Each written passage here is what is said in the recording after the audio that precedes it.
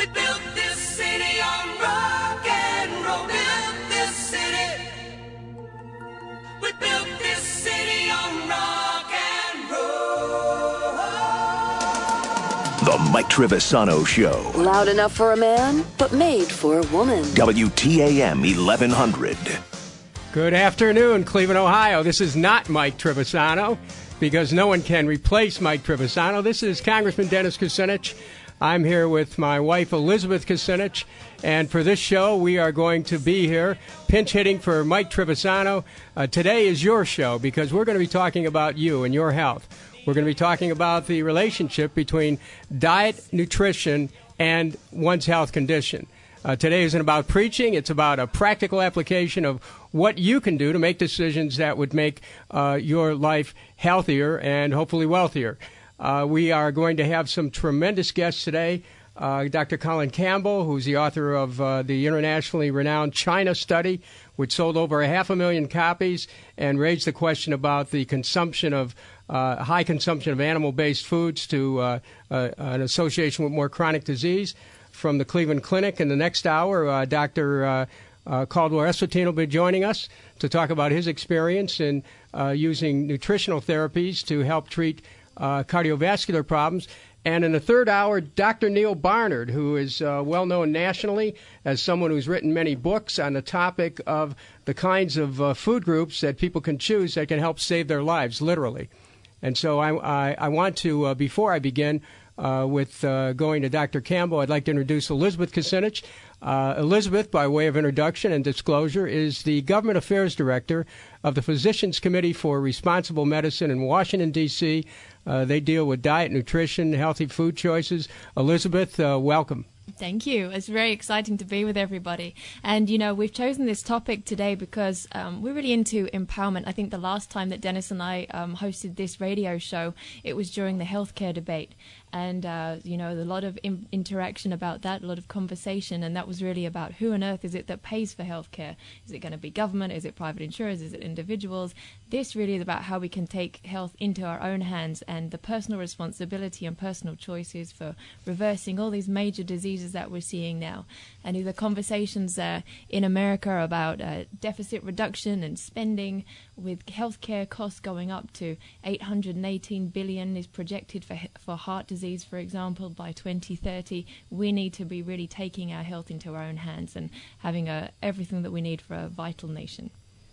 Well, Elizabeth is going to be co-hosting this show with us, and we're going to start today's discussion by calling in Dr. Colin Campbell.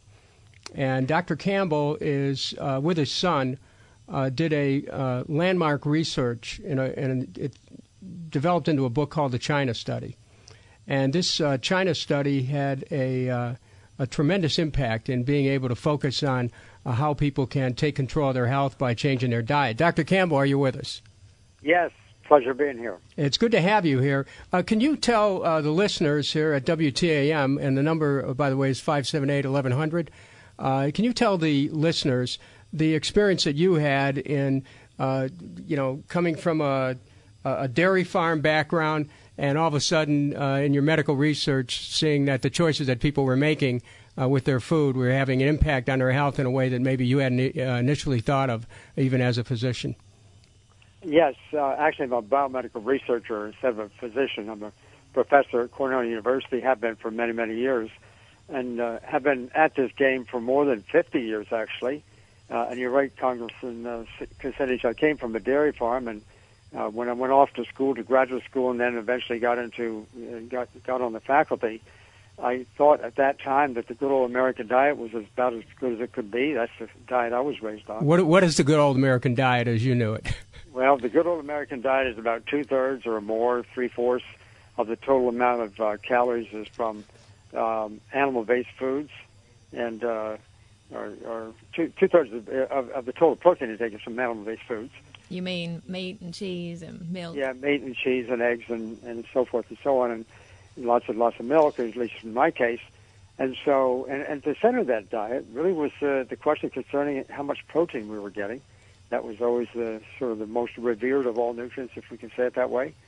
and especially animal-based proteins. So I started out my career with that thing in mind, that idea in mind, and essentially promoting the consumption of animal-based protein. But during all the years since, I've obviously organized a fairly major program in research, mostly at Cornell University with lots of students, and learned, both in international studies as well as local domestic studies, that our reverence for protein was actually a little bit out of order. How so? Well, what we did initially in the laboratory with experimental animals, we learned that I could turn on cancer development simply by increasing the amount of animal protein being consumed, and turn it off by decreasing the amount of animal protein or replacing it with plant protein. So make the connection for this large listening audience here at WTAM. What's the relevance of your research to our daily lives? Well, that initial observation, of course, from the research point of view was dramatic, and so that got me on to looking at other kinds of nutrients and other kinds of cancer situations and health conditions, and finally we got into a human study in China, and we did a study on breast cancer in this country at Buffalo, and all of this information, as it grew, it became more and more profound, and what we finally ended up with is that the food that really promotes health and prevents disease is what I call whole plant-based foods without adding back a lot of salt, sugar, and fat, which means basically processed foods. So the central idea here is to consume whole plant-based foods. And the effect is so dramatic, not just on cancer, but on heart disease, as you'll hear from Dr. Esselstyn, and also on diabetes, you'll hear from that from Dr. Barnard and others. And so, we can prevent these really major diseases so dramatically. And it's not just prevent them. Can you reverse them? Yeah, we can reverse them. Absolutely. I mean, we did that in the laboratory. So if somebody's listening right now, and they have learned that they have cancer, let's say, what can you tell them? Well, I really can't give specific advice on anything. Generally speaking, what about someone who has a loved one, or they've learned that there's cancer in the food? The best bet, and I say this from the extraordinary breadth of effect, the best thing is to consume a whole plant-based food. Just get on, consuming vegetables, fruits, grains, and legumes, and leave it at that. And especially emphasize the vegetables that have lots of color in them, because the chemicals in the plants, they impart the color to the plants, are the same chemicals that tend to be antioxidant in nature, and lots of people have heard about the good antioxidants, and those kinds of compounds, in addition to others, of course, but those compounds are particularly key in reversing these diseases and treating these diseases. So you mean things like dark green leafy vegetables and... Yes, exactly. And as far as the nutrients in those vegetables are concerned, I give some examples: vitamin C, vitamin E, and things like that. But those nutrients, and this is a really important point, those nutrients work their miracle ways if they're consumed in the form of food. They don't work when they're consumed as nutrients, individual nutrients or nutrient supplements.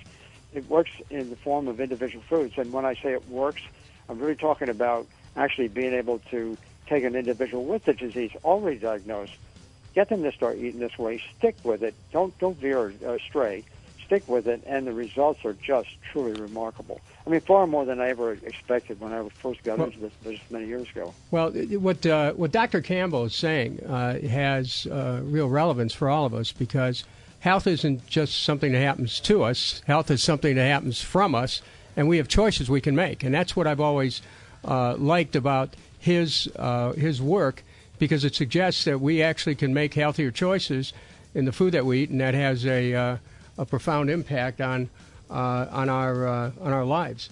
Now, we're going to the number here. If you have any questions for Dr. Campbell, the number is 216-578-1100.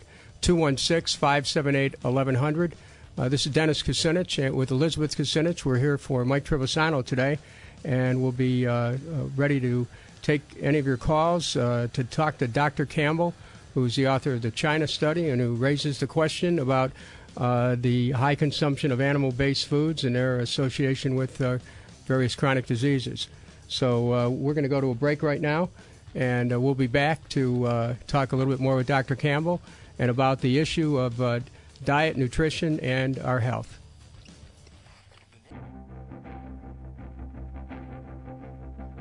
The Mike Trivisonno Show. One call cures all. News Radio WTAM 1100. Good afternoon, Cleveland. This is Congressman Denis Kucinich. I'm here with Elizabeth Kucinich, and we're co-hosting for Mike Trivisonno today here at WTAM 1100. The number's 216-578-1100. The boards are lighting up to talk to Dr. Colin Campbell, who's a renowned researcher who is responsible for the China study, looked at the connection between nutrition, diet, and health. And we're going to go to the callers. We've got Ralph from Worcester here. Ralph, you have a question for Dr. Campbell. Yes. Dr. Campbell, how are you? Good, thanks. My question is, historically over the past 15 years, has the incidence of cancer gone up or down? Well, it varies between different cancers. I mean, it really varies quite a bit. But if you look at the total amount of cancer for the last two rounds, at least, it seems to have plateaued a bit, and that's largely attributed to the fact that lung cancer, which was the number one cancer for many years, is now on the decline. And not surprisingly, because some years ago, smoking rates dropped. But if you take lung cancer out of the equation, if anything, the lung cancer rates are continuing to go up. They're already really high for Western society and for most countries, and they're still creeping upwards on average. But so you kind of have to segregate them, tease them apart. Okay, and then the consumption of animal proteins in the past 10 years per capita, is that going up or down? No, actually that's looking at it in too refined way, because it's not just the protein. I mean, protein is what drove me into this area of research, and we saw these dramatic results, obviously, and it directed the way we're going to think about it. But as I said before, it's not just the protein, it's the antioxidants, it's the complex carbohydrates, it's the fat. It's all working together. So to look at one nutrient when it's already really high, you can't expect to really see any relationship of any meaning. So, I mean, it's like talking about, to someone who's smoking a lot of cigarettes and then adjusting the brand of cigarettes and trying to figure out if one is better than the other. That kind of research is really not the kind of question to ask. Okay, we're going to go to Bill in Cleveland, who has a question for Dr. Campbell about the all-grain and vegetable diet. Mr. Campbell? Yes. Yeah, go ahead, please. I think we lost him. Okay, let's take Diane in Amherst. Hello? Yes, go ahead, Diane. You have a question for Dr. Campbell. Yes, Dr. Campbell. My brother was diagnosed with brain cancer a couple years ago, and I bought the China study for him. And he swears by that book, and he swears all these plants are making a difference. He gets an MRI every 3 months, and nothing has grown. Everything's staying status quo, so he's extremely grateful for your book. And the second comment I have is a friend of mine was just diagnosed with breast cancer, and I'm wondering, would the same plants and things be just as good for someone with breast cancer as with brain cancer, or are there do the different cancers react differently to different plants? Well, my best answer to that, incidentally, is that this kind of diet seems to have such an extraordinarily broad effect on all kinds of diseases, in addition to the different kinds of cancers. Insofar as its effect on any individual person is concerned, any individual cancer, we have to be mindful of the fact that these cancers tend to occur or not occur because of some other things that are going on in their lives, too. So, but on average, if we play the odds, on average, when one consumes this kind of diet for this broader range of diseases, they are either stopped or reversed. That's the exciting part of it. I can't say, obviously, in an individual case, we can't really say that for an individual cancer, that this is going to definitely happen. But the odds are really heavily in favor of getting benefits, regardless of what the cancer is. So, as far as breast cancer is concerned, yes, I would definitely say that going to an all plant-based diet is the odds are by far and away the greatest, for good benefits. But nothing guaranteed. We do have to say that. Be mindful of that. Okay. Okay. Thank you very much.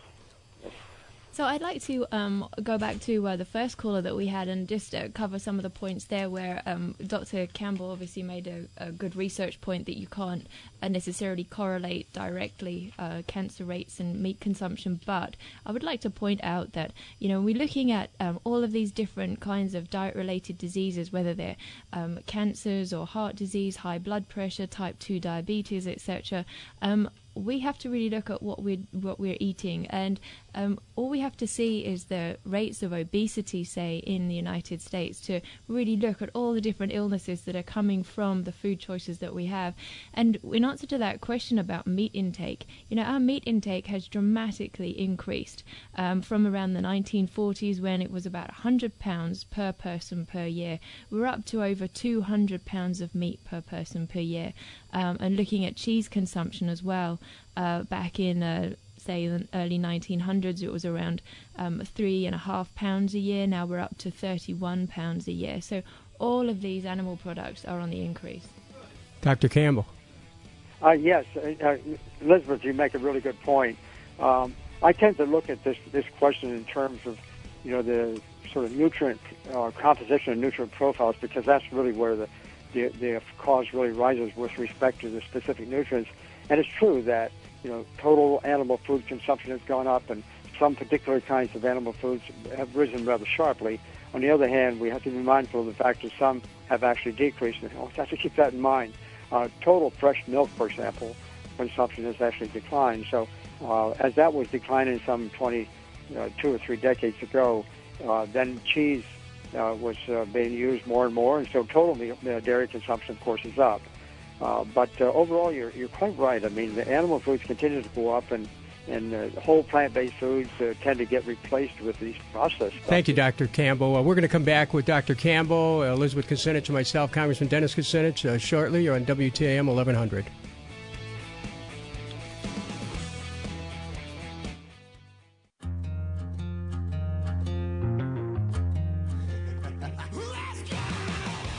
Mike Trivisonno. Companion of your dreams. News Radio WTAM 1100. Hello, Cleveland. This is Denis Kucinich with Elizabeth Kucinich. We're here today for Mike Trivisonno. Today's topic is healthcare. It's your health. It's diet, nutrition, the choices we make. And we have Dr. Colin Campbell on the line. He's the author of the China study. And before we go back to Dr. Campbell and questions, Elizabeth. Yeah, I have a question for you, Dr. Campbell. Are you still there? Hi, Dr. Campbell? Yes. Hi. Yeah, I was wondering, something that really, really angered me, because I really thought that milk was good for me. And, when I was a child, I was force-fed it in primary school, all the kids having to drink it. And it used to make me really just not happy. And then when I started to study nutrition in depth, like I have been recently, I found out that actually everything that I had been taught about milk being good for me was actually wrong. Can you expand on that and share some insights with our listeners here today? Yeah, 50 years ago, as I said, when I came from the dairy farm and started teaching too, I sort of said some of the things that you would have angered you. I would have said, but over the years, what we learned is that when we take the main protein in cow's milk and feed it at the higher levels, it turns on cancer. It's really quite dramatic. And this is probably similar to most of the animal proteins too. But aside from that, years ago, maybe 50, 60 years ago now at least, there was research that actually appeared, really convincing research, that when cow's milk protein is fed experimentally, it actually elevates blood cholesterol levels. And you can see this both in experimental animals and in humans. It really elevates it quite substantially. And along with that, you see the emergence of the beginning of heart disease. Again, as I say, this was done 50, 60 years ago.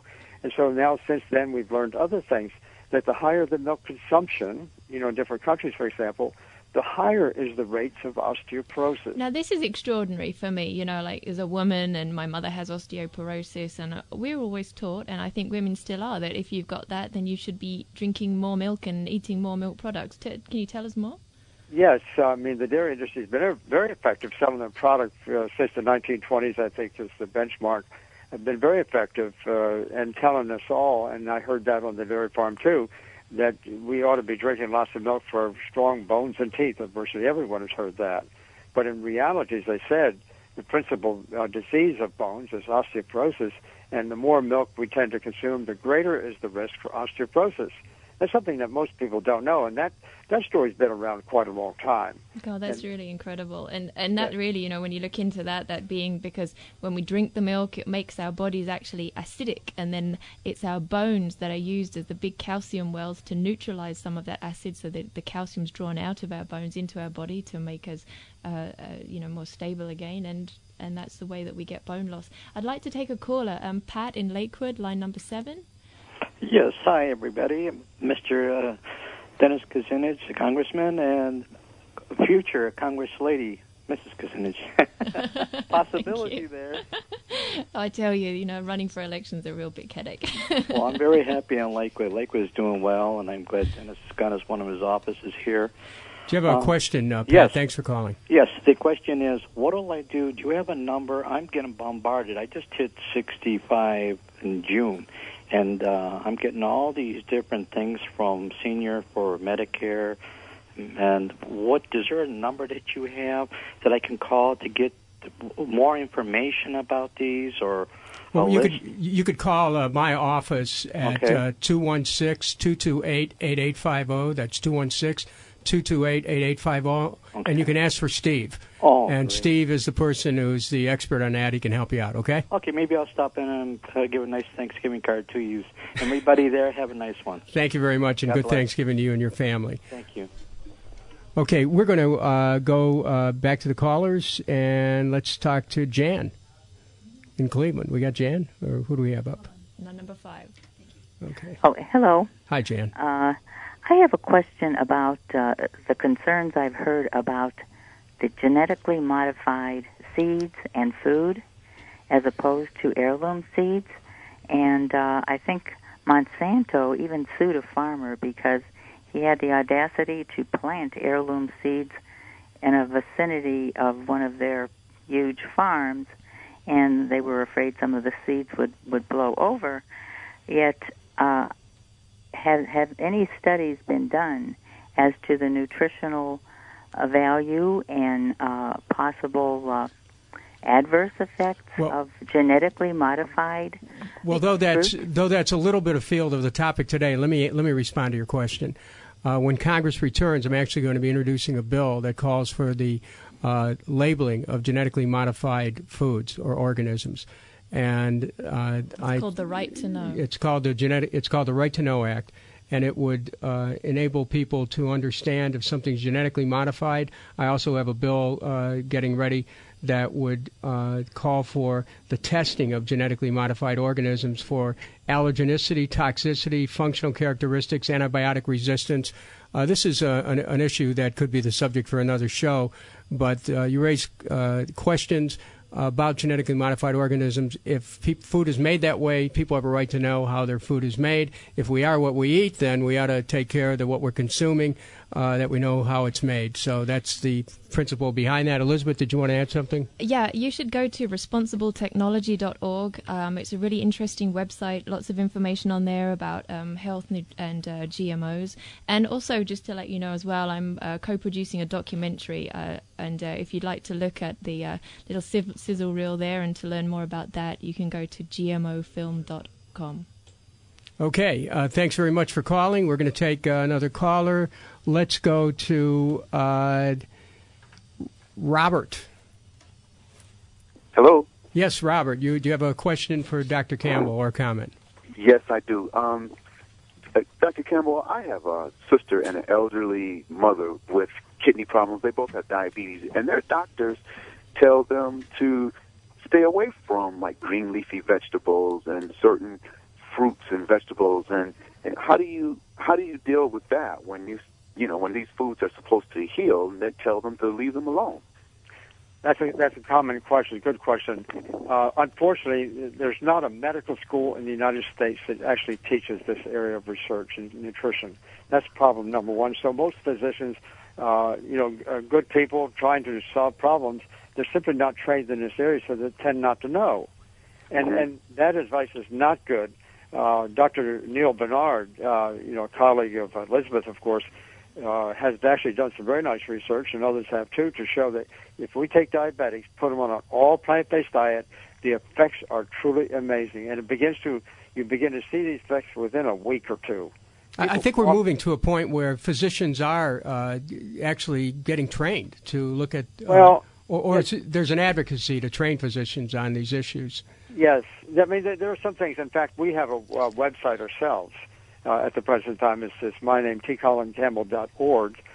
We're running this in conjunction, our foundation, in conjunction with Cornell University, or the company that does online courses for Cornell, and we actually are able to offer 19 Class 1 so-called continuing medical education credits, and we're getting a lot of doctors on there. We're very excited about that, and Congressman Kucinich is true. I mean, doctors are expressing a lot of interest. I speak to a lot of medical schools these days, and they're certainly turning the corner. They're beginning to recognize that they've got to do something new, and it's really gratifying to see the medical profession starting to take this, taking this seriously. And if people are interested in looking at type 2 diabetes, and maybe you won't be able to listen later on in the show when Dr. Barnard comes on, if you visit pcrm.org and search diabetes, there's lots of information on there for you, resources and recipes and all different kinds of things that will help you. Okay, we're going to take one more call here. Ray in Brunswick has a question for Dr. Campbell about protein shakes. It's me.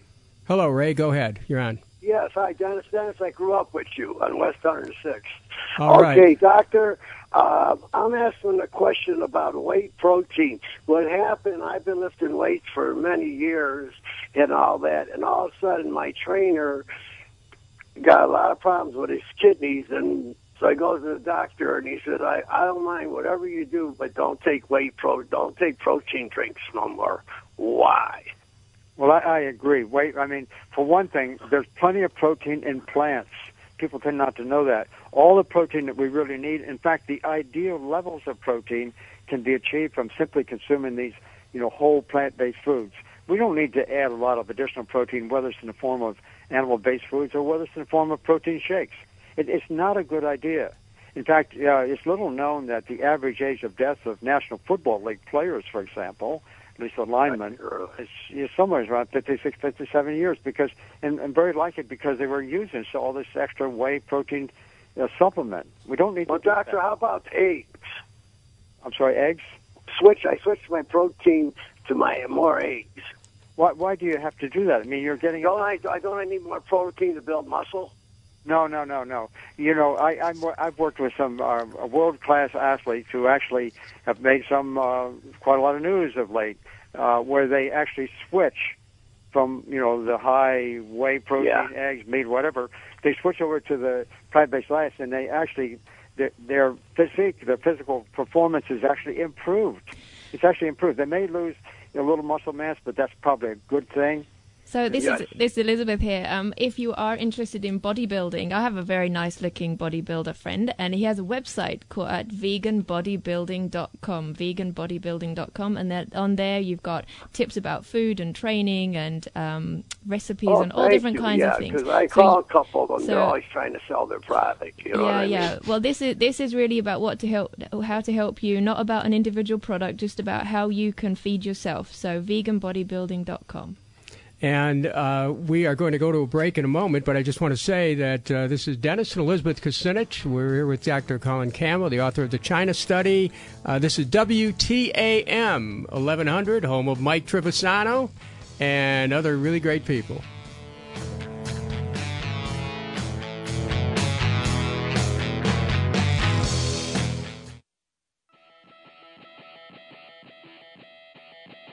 The Mike Trivisonno Show. Constructed with new and like new material. WTAM 1100.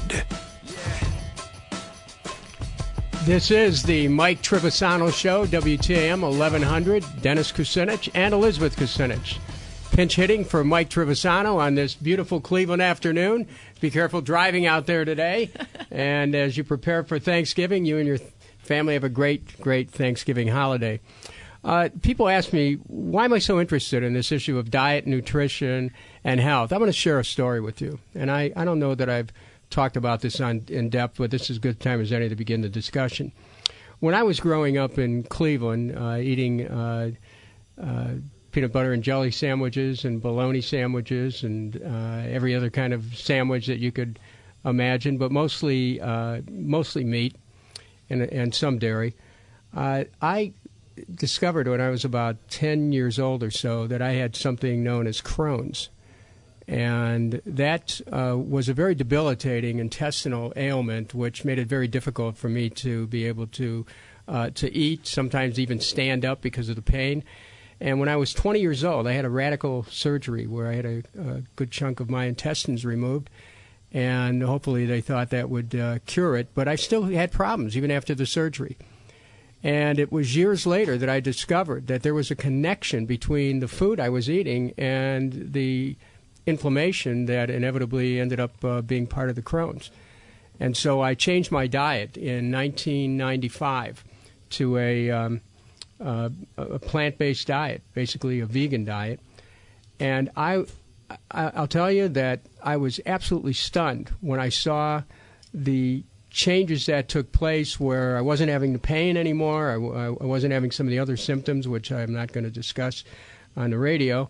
But it was I started to notice the real change in my own personal health. I wasn't as tired. I wasn't having as many problems.